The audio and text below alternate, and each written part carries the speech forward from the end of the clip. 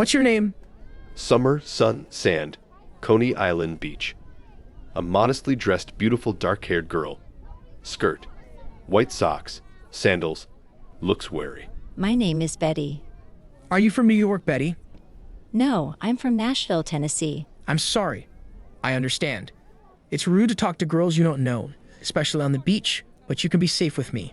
I'm a cop. Look, here's my badge. Would you give me a couple minutes? She thought for a while, with all those people on the beach, what could happen? Nothing, I guess. He was so cute, this Jerry Tibbs. Tall, pumped up, very handsome and suave. Jerry turned out to be an amateur photographer, and a real cop at that. Well, you can trust cops. They're not gonna offer a girl anything bad. Shooting began right on the beach.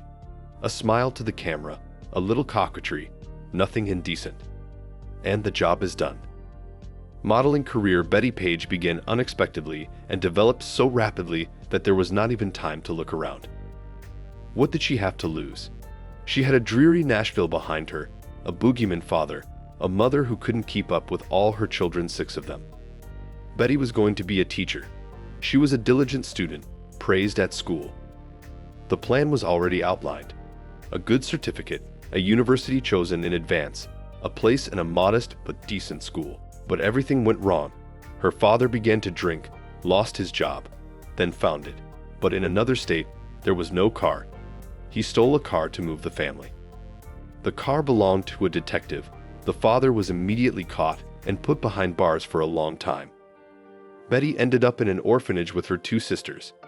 Her mother couldn't bring up 6 children. She didn't have enough hands or money. Betty did not blame her. Well, everything happens in life. She was 10 years old, and the orphanage was kind to her, even if her supper consisted of a glass of milk and a dry shortbread crust. For many years, Betty could not look at either milk or shortcake.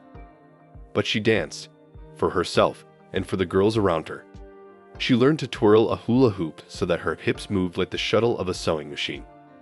She sang, imitating Ella Fitzgerald, copied the poses of actresses from magazines, posed in front of the mirror, and, in general, was ready to model long before she thought about it.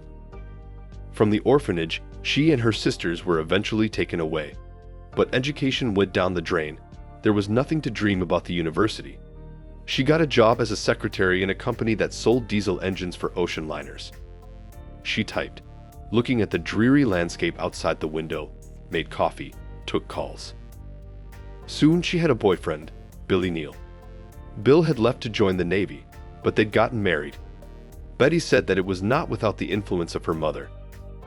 I had a little different plans for life. I wanted to go to university.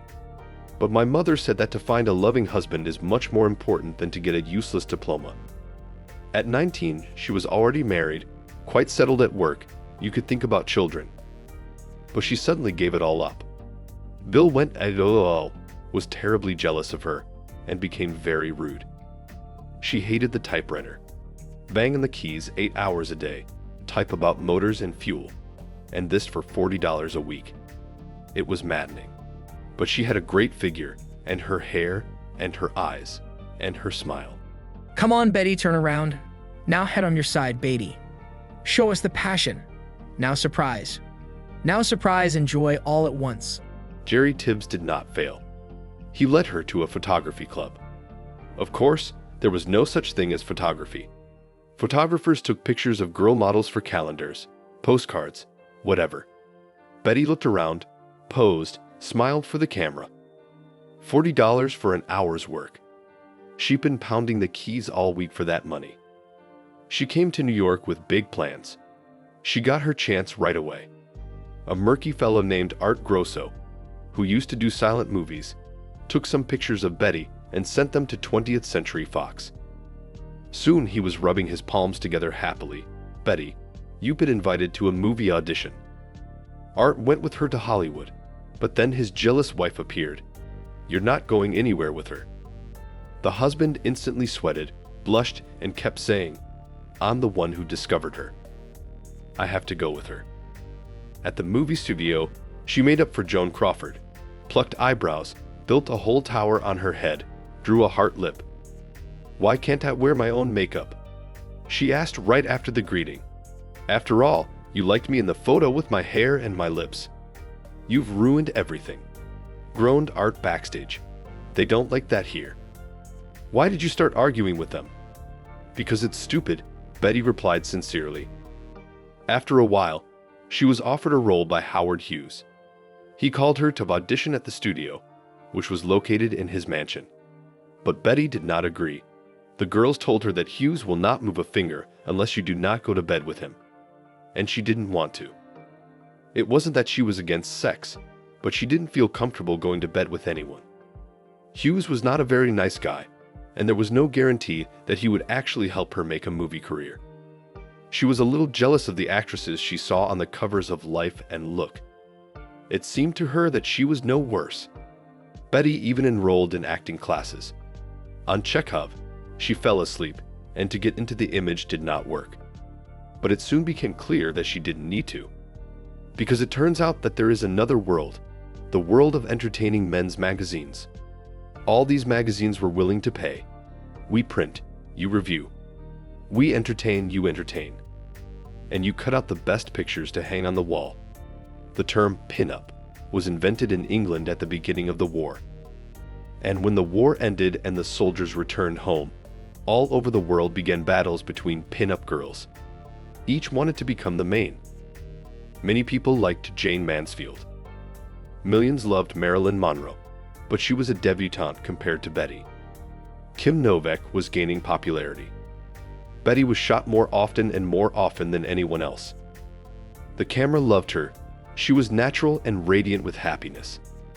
In a bikini, in leopard skin, in a stupid red cap, with a gorilla, whatever, and looked like she spent her whole life like that. In December 1953, Betty Page was Playboy's Girl of the Month. Hugh Hefner was incredibly nice to her, asked to call if anything, and was one of the few who really supported her throughout her life. Always, even in the hardest of times. It seems that he was a little bit in love with her, but she didn't notice it at the time. You bet. In 1955, she was named Miss Pinup World. It was an incredible triumph. She bypassed all the applicants, and the competition was huge. In 1957, the U.S. Supreme Court revised the concept of obscenity. Now the definition was much less stringent, and a new wave of frivolous magazines overwhelmed the racks. Adam, Gentleman, Pranks, Jam, and Frank magazine. There was plenty of work. But what kind of work was it? Betty knew the secret. You had to smile and wink at the camera the way she would smile at her own boyfriend. Betty Page's pictures were everywhere. On magazine covers, on calendars, on postcards, and under the shelves of bookstores you could find other pictures of Betty. If you asked hard enough. No, in the style of nude, she was not filmed. The first time, Betty did not understand what she should do on the set. She'd never heard of it in Nashville. Taking pictures. Bound.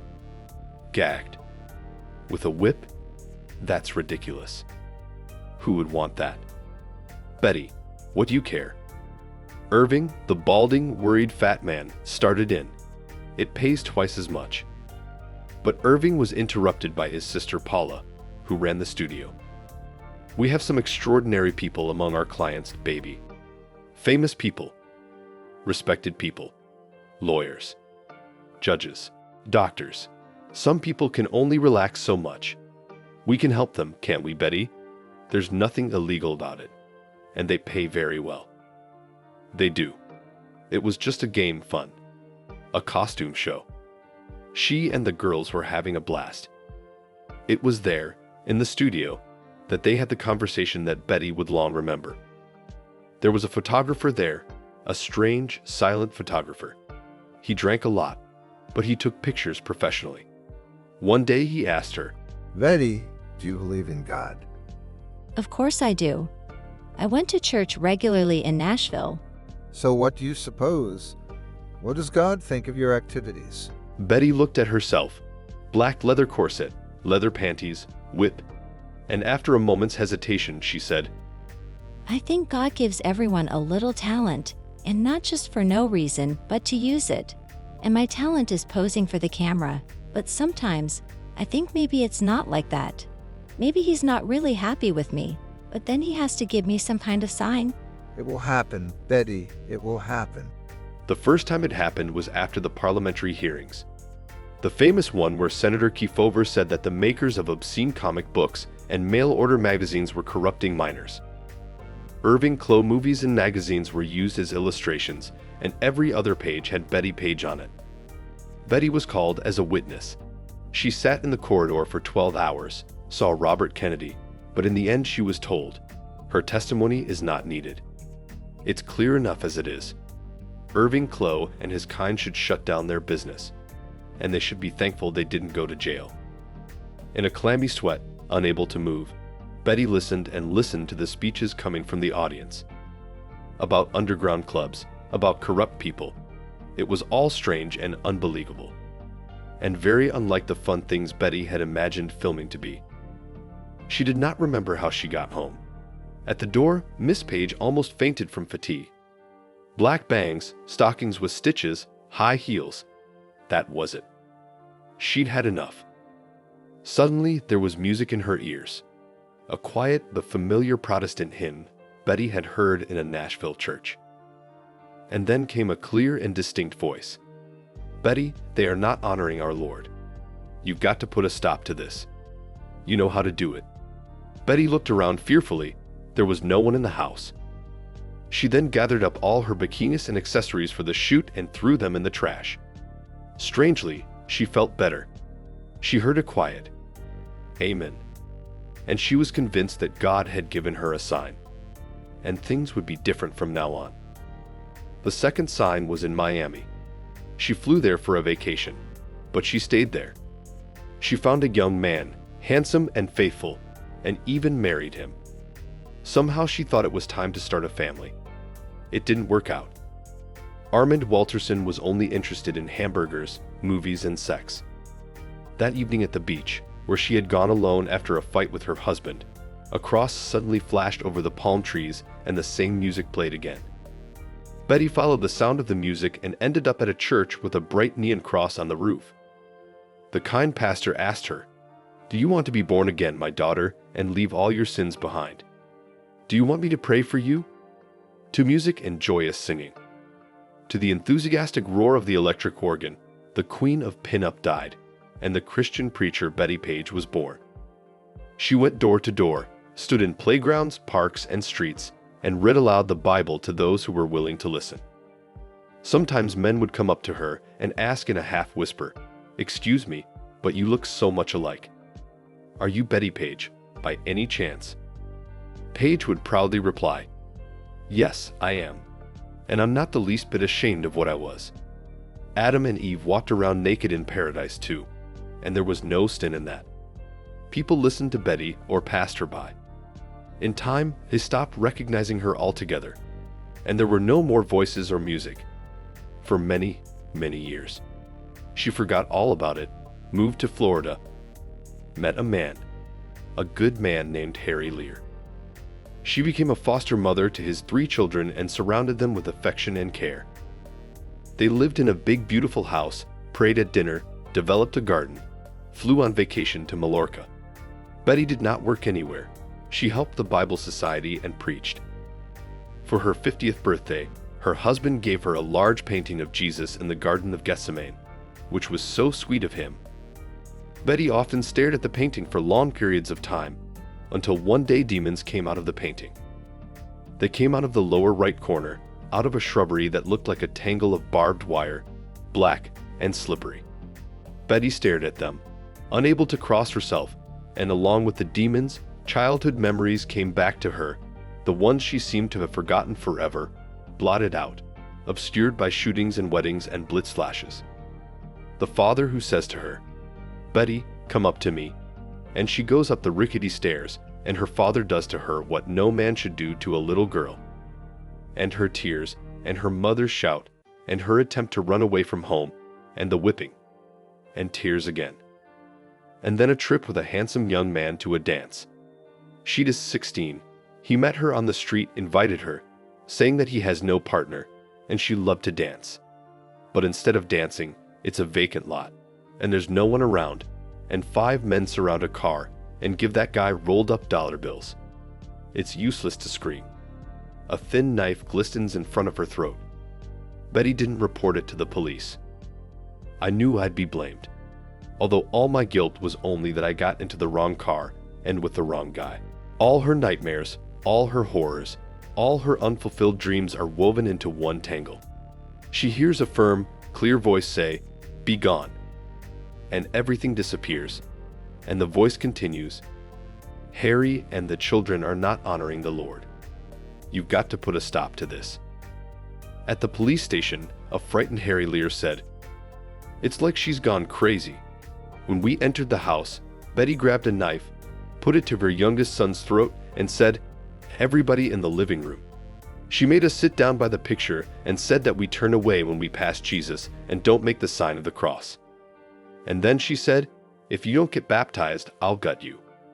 While the kids were being baptized, I somehow intercepted the knife. But my God, what had gotten into her? Arrest, 4 months of forced treatment, diagnosis of paranoid schizophrenia. Harry was a kind man, although he filed for divorce, but after treatment let his ex-wife live in the annex. She had nowhere else to go. Betty was like silk until the time. One day at dinner, she suddenly became enraged. The dispute turned into a fight. The neighbors called the police. Betty threw plates at them, again arrested, and already 6 months of compulsory treatment. The doctors let her out again and again. They believed in Betty. She could be so sweet. Her famous smile never went away. She was remorseful, said she was out of her mind. They let her out even after she stabbed an elderly neighbor couple who rented her trailer. "I only wanted to scare the old woman who was peeping in my window," sobbed Betty Page. Betty entered the old lady's room, stood over her with a knife. "Don't scream or fight back. God sent me to kill you." 12 stab wounds. Thank God, the old lady survived. Betty May Page, age 58. Acute paranoid schizophrenia, auditory hallucinations, monothematic religious delusions, ideas of redemption, messianism, reformation. First recorded attack in 1969. Threats to husband and children, forced treatment for 4 months. Repeated attacks in 1976, 1978, 1979. Threats with cold weapons, attack on an elderly couple. In 1983, attempted murder of a neighbor, 66-year-old Leonia Haddad. Found insane by the court, sent to compulsory treatment, 10 years, possible upward review. Patton Hospital in California doesn't look like an asylum at all. In the garden are orange trees, grapefruit, apples, lemons.